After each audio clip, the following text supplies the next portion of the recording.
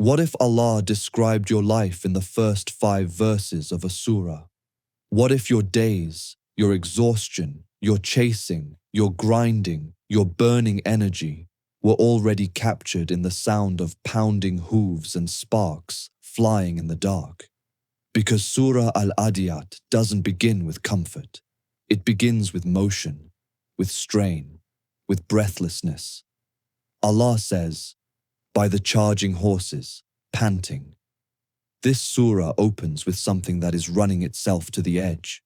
And before we even talk about humans, Allah makes us feel exhaustion. Picture it.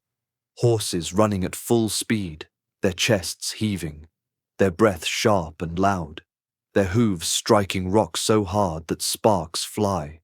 Not during the day, at dawn, before the sun rises, before anyone is watching, before applause, before recognition. They charge straight into danger, not for themselves, but because they were commanded. No hesitation, no complaint, no negotiation, just obedience. And then, Allah turns the mirror toward us.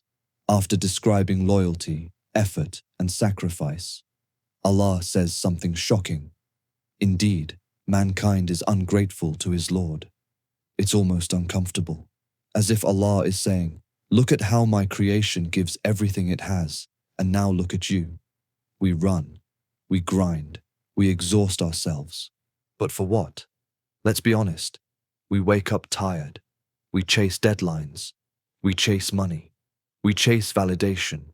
We chase goals we once begged Allah for, and now barely thank Him for. We say, once I get there, I'll slow down. Once I have this, I'll be grateful. Once things settle, I'll reconnect with Allah. But Surah Al-Adiyat exposes a hard truth. We are not lazy. We are misdirected. Because Allah doesn't say humans don't strive.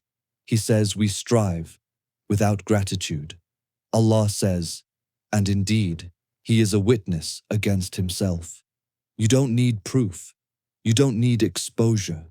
Deep down, you already know. You know what you prioritize. You know what gets your best energy. You know what you sacrifice sleep for. You know what excites you and what feels like a burden.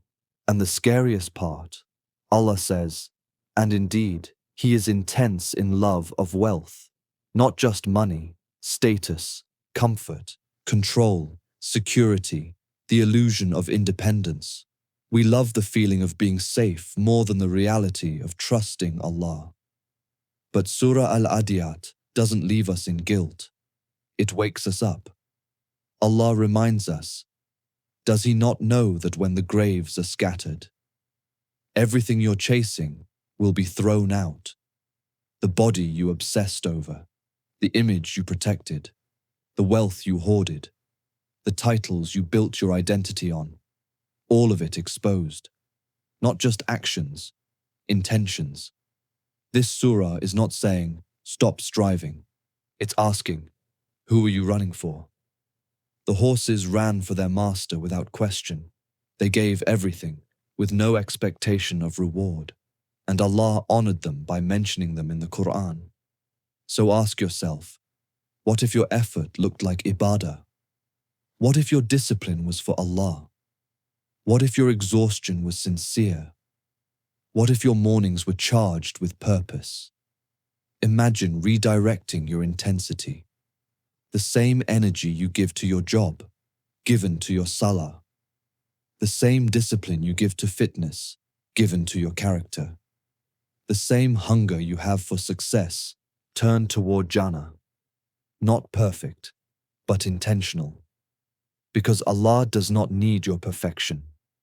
He responds to direction.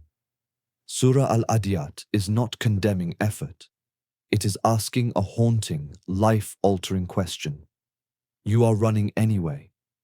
So tell me, when Allah looks at what you're charging toward, will it look like loyalty or distraction? And when your race finally ends, will you be known for how hard you ran or for who you were running to?